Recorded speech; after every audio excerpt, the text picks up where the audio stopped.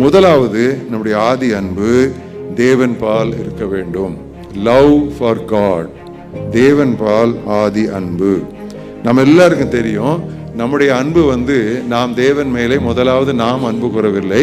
வசனம் சொல்லுகிறது 1 யோவான் 4:19 எல்லாருக்கும் தெரியும், அவர் முந்தி நம்மிடத்தில் அன்பு கூர்ந்தபடியால் நாம் அவரிடத்தில் அன்பு கூறுகிறோம். வேறு விதத்தில் சொல்ல வேண்டுமானால் நம்முடைய அன்பு தேவனுடைய அன்பினுடைய பிரதிபலிப்பு தான். ஆனால் ஆண்டவர் நம்மிடத்திலே அந்த ஆதி அன்பை தான் அதிகமாக விரும்புகிறார். இதற்கு நான் ஒரு வசனம் உங்களுக்கு எடுக்கிறேன் பாருங்க. உங்க எல்லாருக்கும் தெரிந்த ஓசியா தீர்க்கதரிசியில நிறைய அந்த விதமான சத்தியங்கள் உண்டு. ஓசியா 2ஆம் அதிகாரம் 15ஆம் 16ஆம் வசனங்களை பாருங்க. நான் அதுல நடுப்பகுதியிலிருந்து வாசிக்கிறேன்.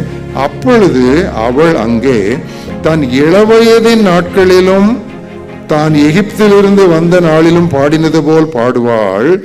அக்காலத்தில் நீ என்னை இனி பாகாவி என்று சொல்லாமல் ஈஷி என்று சொல்லுவாய் என்று கர்த்தர் உரைக்கிறார். இந்த 2 வார்த்தை நமக்கு என்னன்னு சொல்லி புரியாது, குறிச்சிக்கங்க. பாகாவி என்றால் மாஸ்டர், எஜமான் என்று பொருள். பாகாவி என்று சொன்னால் எஜமான், மாஸ்டர் என்று பொருள். ஈஷி என்று சொன்னால் ஹஸ்பண்ட், கணவன் என்று பொருள். ஈஷி என்று சொன்னால் கணவன் என்று பொருள்.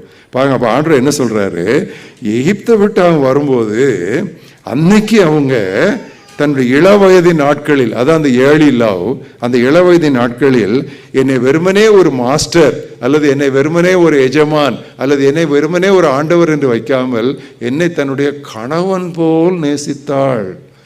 ஈஷி ஒரு கணவன் போல் நேசித்தாள். ஆனா வர வர அது மிகவும் அப்படியே இறங்கி விட்டது. நாமும் கூட நம்ம ரட்சிக்கப்பட்ட காலத்துல ஆண்டவர் மேல நமக்கு எவ்வளவு அன்பு, பாசம், தாகம் தெரியுமா? அப்படியே ஆண்டவருக்குன்னா எதையும் செய்வதற்கு அப்படி துடிப்போம் இல்ல. ஆண்டவருக்கு பிரியமில்லாத ஒரு காரியத்தை செய்துவிடக்கூடாது என்று சொல்லி எவ்வளவு கண்ணும் கருத்தும் கரிசனையுமே நாம இருந்தோம்ல. இப்ப நாம் அழுங்கி போயிருக்கிறோம்ல.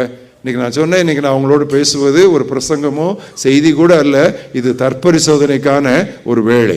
எனவே ஆண்டவர் நம்மோடு கூட சில கேள்விகள் மூலமாக நம்மோடு பேசிக்கொண்டே இருப்பார்.